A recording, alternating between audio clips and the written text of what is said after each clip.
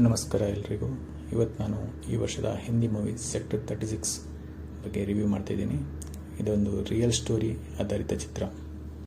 ನೀವು 2005-2006 ವರ್ಷದಲ್ಲಿ ನೋಯ್ಡಾದಲ್ಲಿ ನಡೆದಂತಹ ನಿಹಾರಿ ಕಿಲ್ಲಿಂಗ್ಸ್ ಬಗ್ಗೆ ಕೇಳಿದರೆ ಈ ಫಿಲ್ಮ್ ಅಲ್ಲಿ ಎಕ್ಸಾಕ್ಟ್ಲಿ ಏನಾಗಿತ್ತು ಅನ್ನೋದನ್ನು ತೋರಿಸುತ್ತೆ. ಎಷ್ಟು ಬ್ರೂಟಲ್ ಆಗಿ ಚಿಕ್ಕ ಮಕ್ಕಳು ಮತ್ತು ಹೆಣ್ಮಕ್ಳ ಕೊಲೆ ಆಗಿತ್ತು ಅನ್ನೋದನ್ನು ನೋಡ್ಬೋದು.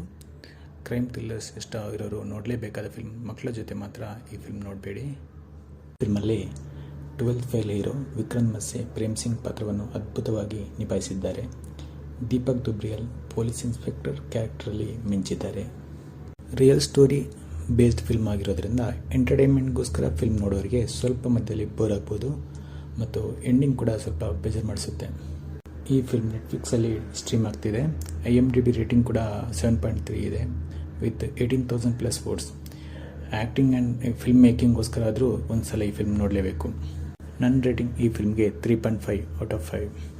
ವಿಡಿಯೋ ಇಷ್ಟ ಆದರೆ ಪ್ಲೀಸ್ ಲೈಕ್ ಮಾಡಿ and please subscribe to my YouTube channel for future film reviews. Okay, thank you, bye bye.